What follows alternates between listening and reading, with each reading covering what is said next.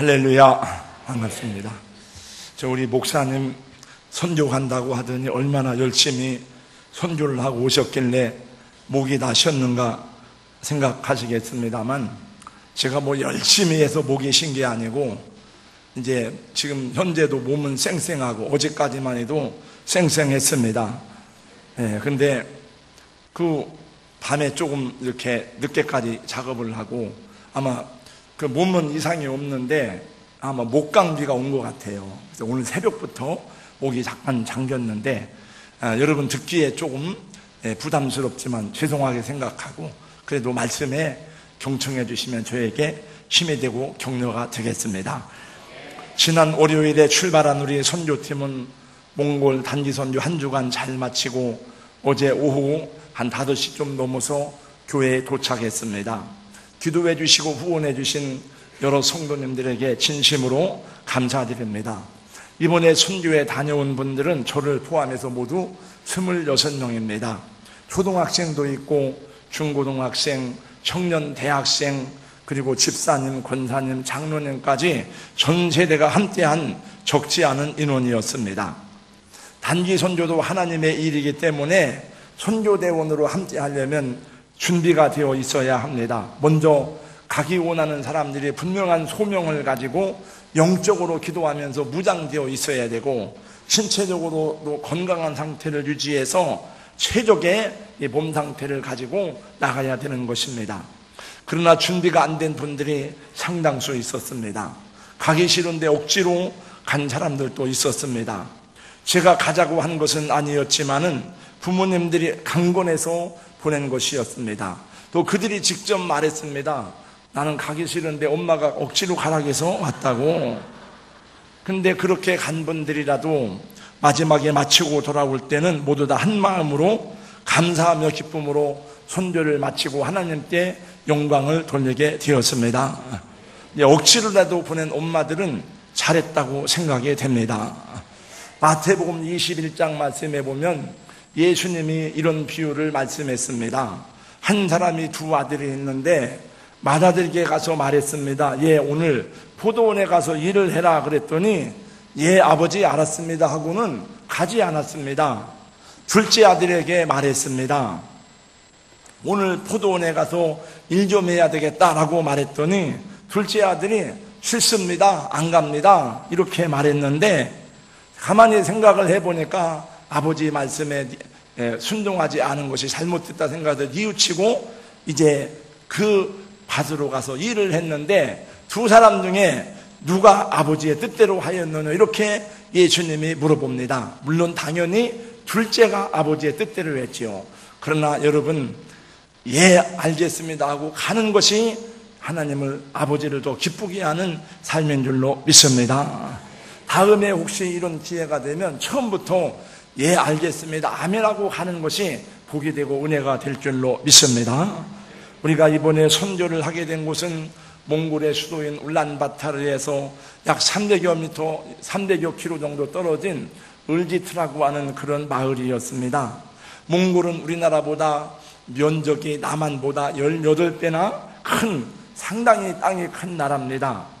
버스를 타고 이동을 하는데 한 6시간을 달려갔습니다. 근데 달려가도 가도 계속 푸른 초원이었어요. 저는 마음에 많은 힐링이 되었습니다. 그래서 함께 가던 분들은 이렇게 말했습니다. 여러분, 우리의 더러운 죄와 우리의 허물은 예수님의 보혈로 사함을 받지만은 우리의 묵은 때와 우리의 많은 답답한 심령들은 하나님 자연을 통해서 우리를 치유하기를 원하십니다. 이 자연을 바라봅시다, 이런 말도 했습니다.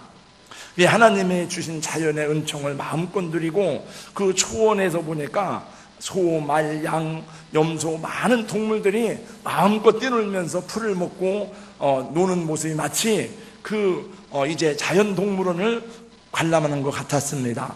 을지트 마을은 마치 망망대해에 떠있는 섬처럼 드넓고 넓은 초원에서 깊이 숨어있는 마을이었습니다. 그 거리에서도 차를 타고 도로에서도 한 30분을 들어가야 마을에 도착할 수가 있었습니다. 2013년에 인터콥의 선교팀이 F5 선교를 나갔다가 우리 원래 신광야 선교사님도 그 F5 단기 선교의 원래 전략가고 그 전문가입니다. 그래서 신광의 선교사가 그 마을을 파송을 했는데 그 F5 선교팀에 의해서 이 마을이 발견되었다고 합니다. F5 선교는 가정 침투하는 선교를 말합니다. 가정 방문을 통해서 복음을 전하고 그 집에 잠을 자면서 예수를 증거하는 단기 선교 사역을 말합니다. 그래서 몇몇의 가정들이 그 예수님을 영접하고 믿음을 갖게 되었습니다. 그들이 모여서 가정에서 예배를 드리기 시작했는데 이분들이 말하기를 우리는 교회를 가고 싶어도 교회가 없습니다. 우리는 성경을 배우고 싶어도 성경을 가르쳐줄 사람이 없습니다. 그러니 우리 신선교사가 이 말을 듣고 부담을 갖지 않을 수가 없었습니다. 원래 신선교사 주사역은 그 을지투 사역이 아니었어요. 그래서 주일마다 울란바토르에서 차를 타고 이 마을에 가서 예배를 인도하기 시작했습니다. 처음에는 어느 성도님 가정에서 집을 내주어서 예배를 드렸는데 2014년에 그 옆에다가 게르로 교회를 건축해서 지금은 그 교회가 을지투 예수교회가 된 것입니다. 예수님을 영접한 한 성도의 가정에서 예배를 드리다가 그 옆에 예배당을 만들어서 교회로 사용하고 있는 것입니다. 아마 부산의 어떤 교회에서 지원을 해주어서 그 게르교회를 건축할 수 있었다고 합니다. 그래서 저희가 그 지역에 가서 이제 3일 동안 집회를 하고 돌아왔습니다. 잠깐 영상을 간단하게 보는데 지금 보는 영상은 이거는 원래 우리 같이 사진 찍고 촬영을 하는 우리 청년이 있었는데 그 청년이 촬영하고 사진 찍은 전체적인 내용은 오후 선교 보고의 시간에 보도록 하고 이거는 그냥 제가 그냥 제 그 핸드폰으로 잠깐 그냥 찍은 겁니다. 한번 영상을 보면서 간단하게 제가 설명하고 나머지 말씀을 듣도록 하겠습니다. 한번 띄워주세요. 예, 지금 이 보시는 그냥 내용은 그냥 초원이에요. 다 이런 수백 킬로를 날려도 똑같은 내용이에요. 끝이 없는 초원, 나무 한 그루가 없더라고요. 다음 사진을 보여주세요. 예, 역시 마찬가지로 지금 양떼와 소떼들이 거닐고 있는 곳입니다. 다음 사진을 보여주세요. 예, 그냥 다 초원입니다. 계속 끝이 안 보이는 초원이 계속되고 다음 사진을 보여주세요. 예, 역시 마찬가지로 그냥 계속되는 초원에 소떼와 말떼와 양떼들이 이렇게 풀을 뜯고 자유스럽게 노니는 모습을 보게 되었습니다. 다음 사진을 보여주세요. 네, 지금 보고 있는 이 사진은 을지트 마을입니다. 이게 마치 섬과 같아요. 그래서 그 주변 아마 수십 킬로 내에는 이런 마을이 없는 것 같습니다. 한 1000여 명 산다고 하는데 제가 볼 때는 그 1000여 명이 안 되는 것 같아요. 집은 그렇게 많지는 않더라고요. 멀리서 찍은 을지트고 저 여러분 볼 때 오른쪽으로 멀리 좀 마을에서 떨어진 곳이 언덕 위에 교회가 있어요. 다음 사진을 보겠습니다. 예. 요거는 지금 현재 그 교회 옆에서 찍은 사진인데 사방으로 다 광야, 초원뿐입니다. 그 다음 사진을 보여주세요. 예, 이것이 지금 현재 을지트 마을입니다. 다음 사진을 보여주세요. 예, 그 다음 사진 보여주세요. 요거는 지금 현재 게르 안에 있는 그 주일학교 어린이들이 모여서 예배를 마치고 전통 놀이를 하고 있는 그런 근데 게르가 조금해 보여도 보니까 거기 한 7, 80명, 100명 가까이 들어가겠다라고 제가 보니까 그래서 저녁 집회할 때는 한 5, 60명 모였는데도 반을 차지해도요 되더라고요. 이렇게 그 다음에 한번 보겠습니다. 요거는 지금 마지막 날 저녁에 마을 회관에서 문화 공연을 하고 있는 사진입니다. 다음 사진 한번 보여주세요. 네, 지금 우리 청년들이 태권도를 하고 있습니다. 다음 사진을 보여주세요. 네, 다음 사진. 네, 이건 저희가 마치고 하루를 쉬면서 이제 그 말을 타고 이렇게 휴식을 취했습니다. 그 사진이고 영상을 하나 보겠습니다.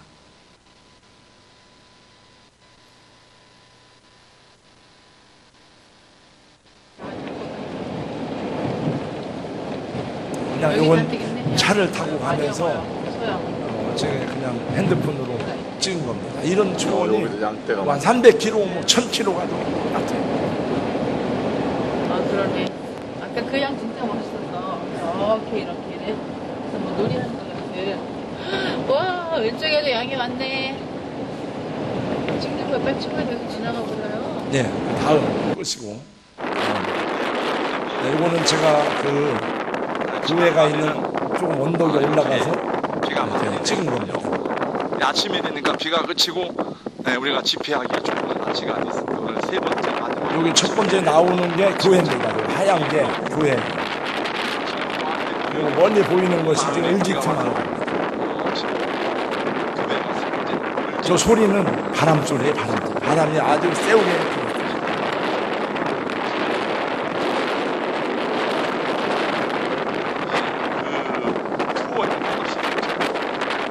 그리고 그 사이사이에 많은 양떼와 소떼와 말들이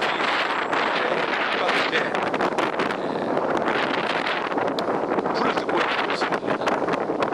바람이 지금 많이 불고 있어요. 제가 거기서 뭐라고 멘트를 하는데 지금 바람 소리 때문에 안 되는 거예요.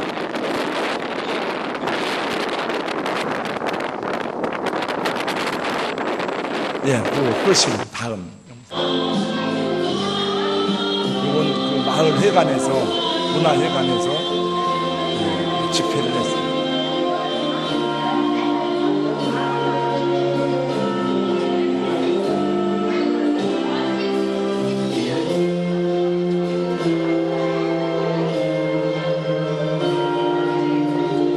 네, 다음 끝이고.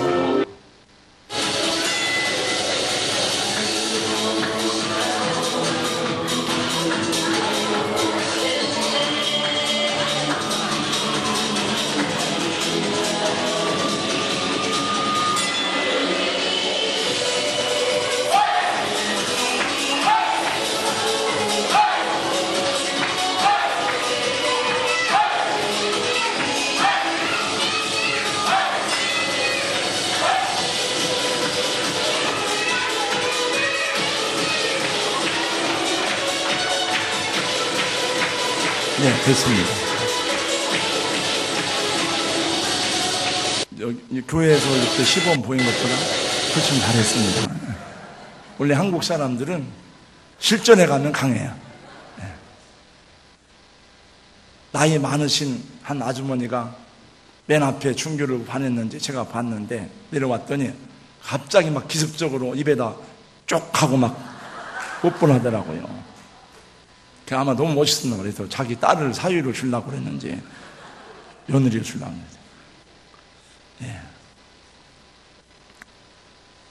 우리 교회에서 파송한 선교사님, 신광의 선교사님 사역이 굉장히 광범위합니다. 주 사역지는 울란바타르이지만은 그 시내 외곽 지역 약 7,000평의 미션 베이스 센터가 있습니다. 지난번에 가셔서 보았습니다만 건물을 또 많이 이렇게 줬더라고요. 보통 토요일에도 새벽 1시, 2시까지 일을 하고 잠깐 눈을 붙이고 새벽 5시에 일어나서 을지투로 달려가는데 어느 날 도저히 눈을 뜰 수가 없대요.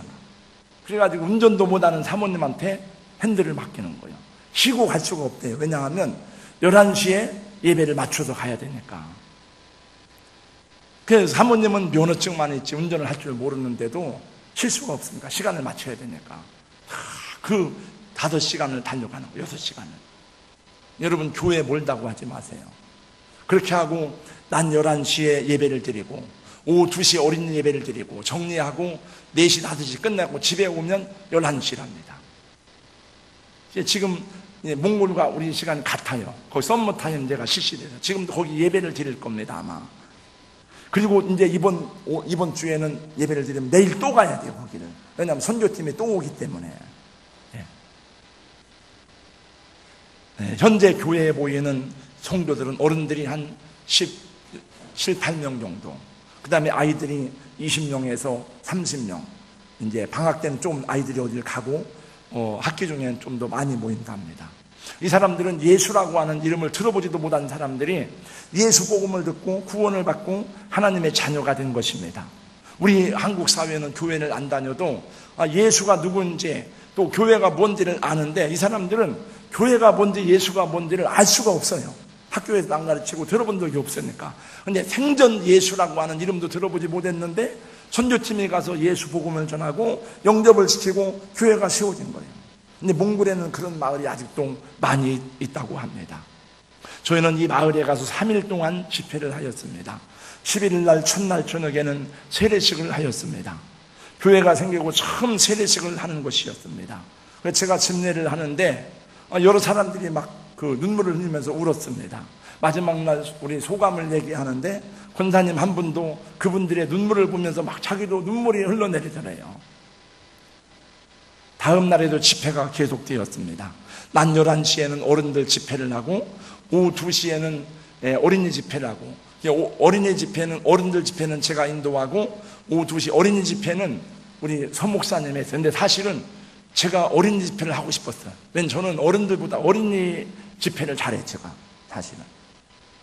그래서 바꿔 하자고 했더니 자기는 어른들 준비가 안 됐다고 그래서 그냥 이렇게 했어요.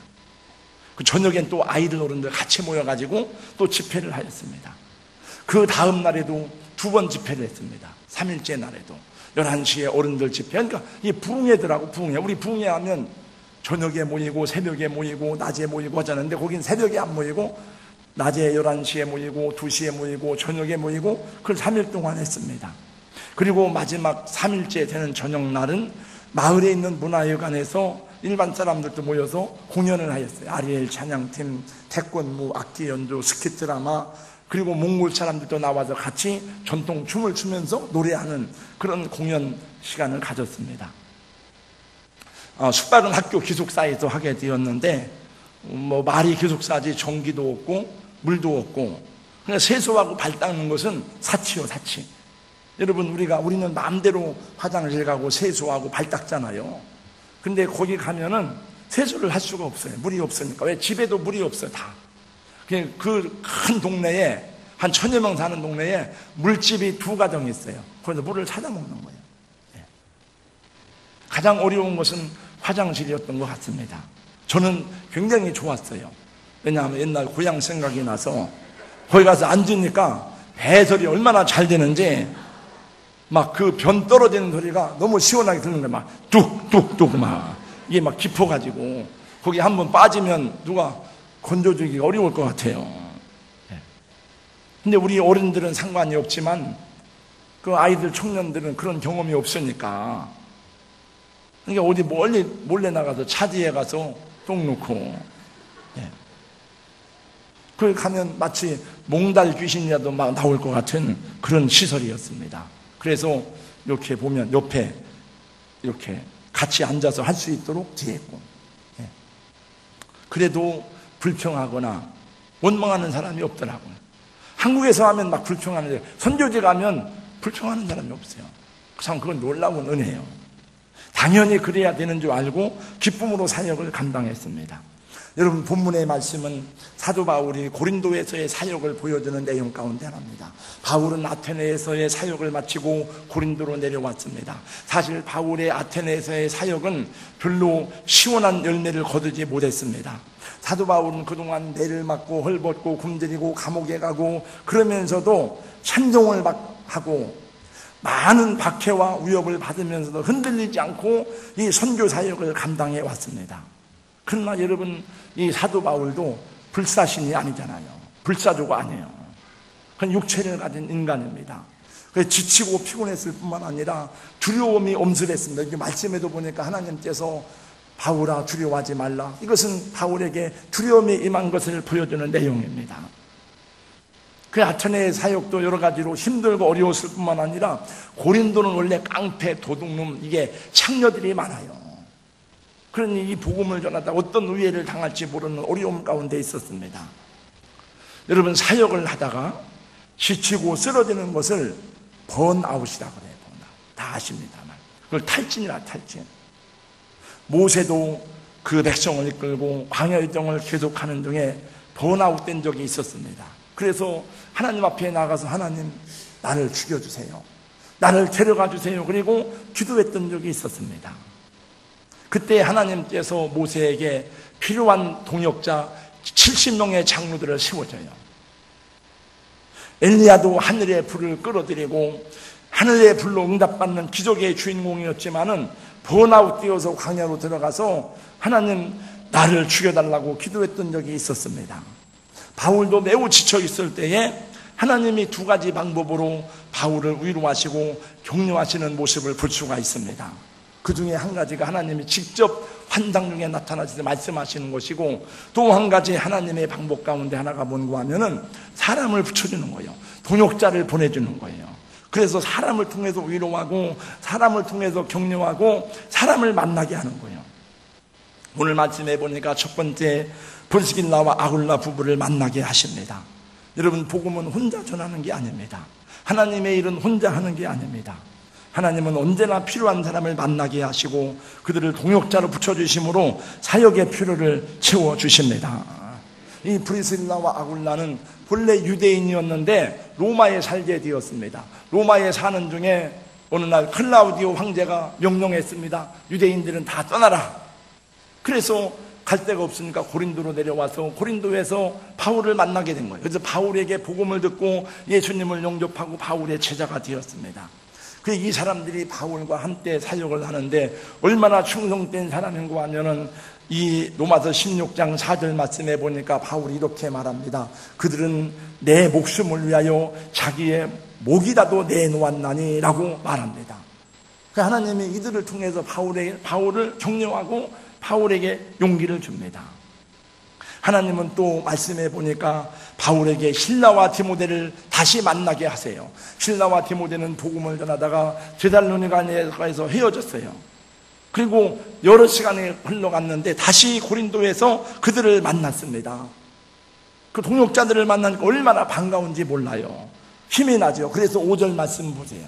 5절 말씀해 보니까 실라와 디모데가 마게도냐로부터 내려오매 바울이 하나님의 말씀에 붙잡혀 유대인들에게 예수는 그들과 밝히 증언하니 이랬어요. 사랑하는 성도 여러분, 예수님을 잘 믿는 사람도 때때로 낙심하고 실망하고 좌절할 수가 있습니다. 여러분, 훌륭한 사역자라도 약하고 두렵고 떨릴 수가 있습니다.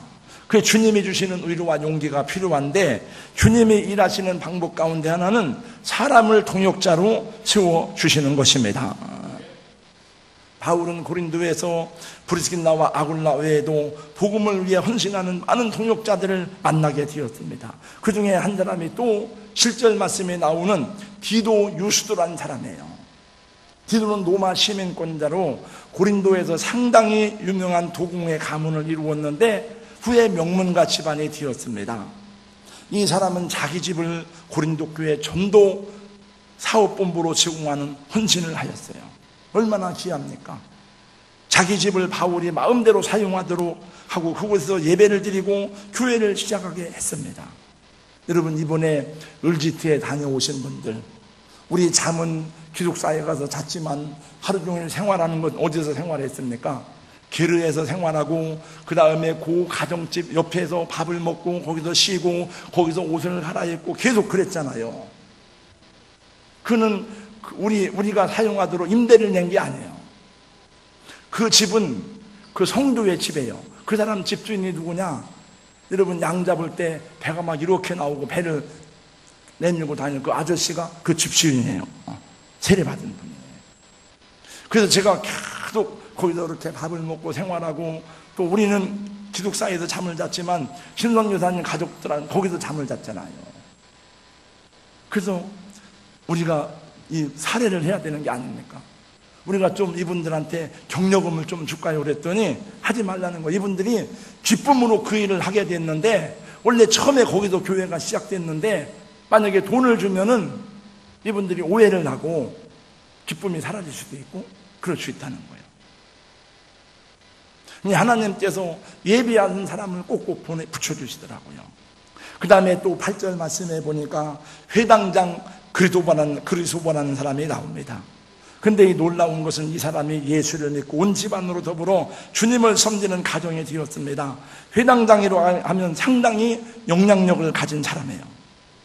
이런 사람 집안 모두가 다 예수를 믿게 되니까 이 사람 때문에 많은 사람이 예수를 믿고 세례를 받았다는 거예요. 8절 말씀 보세요. 다 같이 8절 시작. 또 회당장 그리스도가 온 집안과 더불어 주를 믿으며 수많은 고린도 사람도 듣고 믿어 세례를 받더라. 할렐루야. 이번에 제가 가서 그 학교에 세면기 10개를 전달했습니다. 그리고 군수가, 학교장이 마침 어디를 가서 군수가 나와서 전달책을 하고 인사를 하는데 서로 통역을 하면서 얘기를 했습니다. 우리가 교회를 위해서 적극 지원하겠습니다. 또 교회 때문에 우리 마을이 발전되기를 원합니다. 그런 대화를 하면서 했는데, 이런 사람이 예수를 믿으면 그 지역에 많은 변화가 일어나요. 또 놀라운 것은 거기 보건소장이 그 옛날 그 공산당 할 때는 여성 간부들을 많이 세웠답니다. 중간 관리들은 다 여자들이랍니다. 근데 그 보건소장이 이 예수님을 믿고 교회에 나오는 거예요.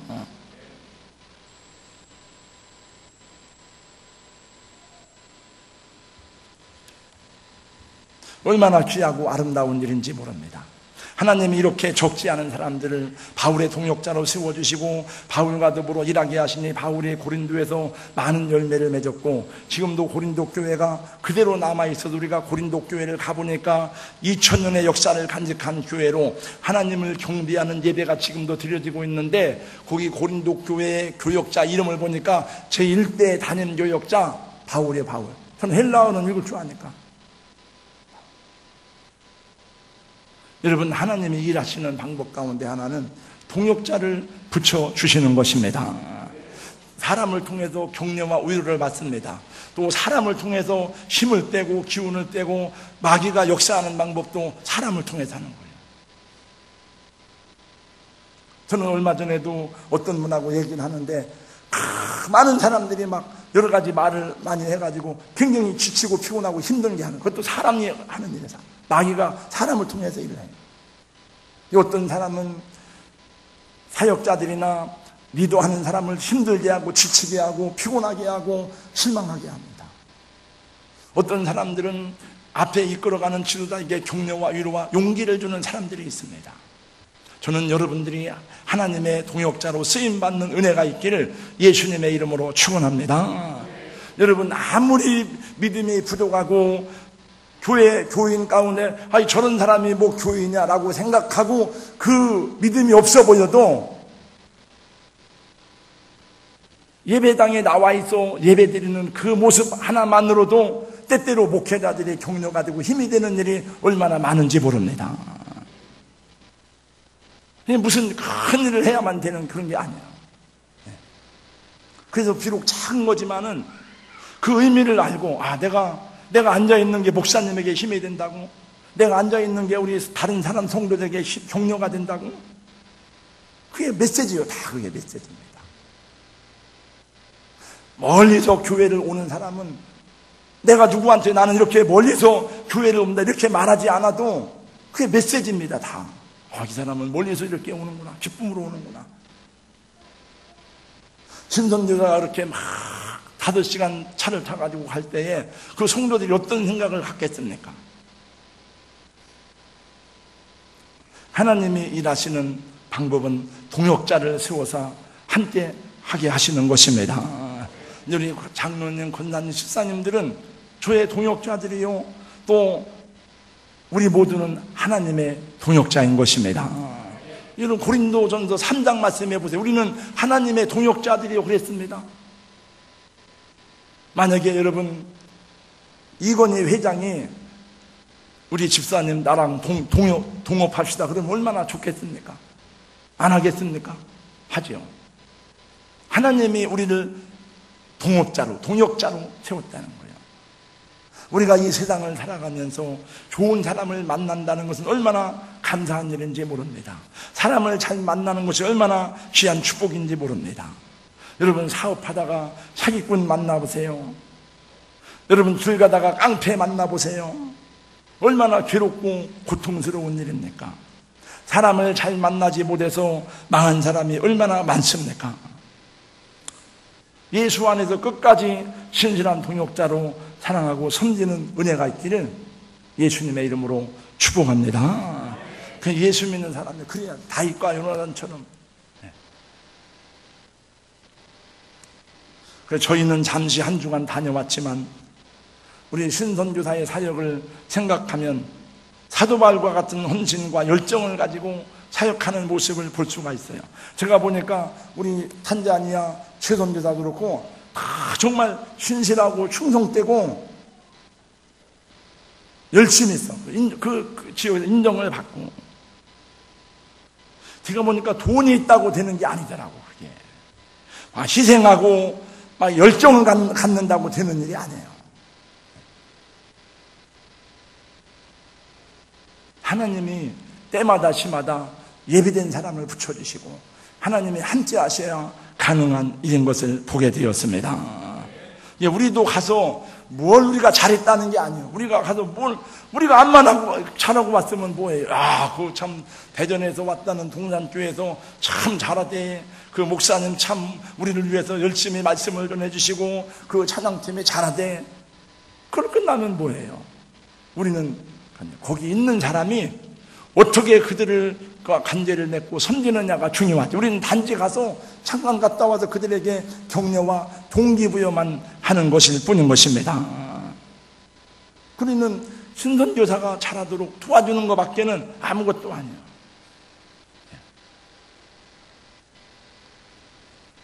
고린도서 3장 6절에서 7절 말씀에 이렇게 말씀합니다.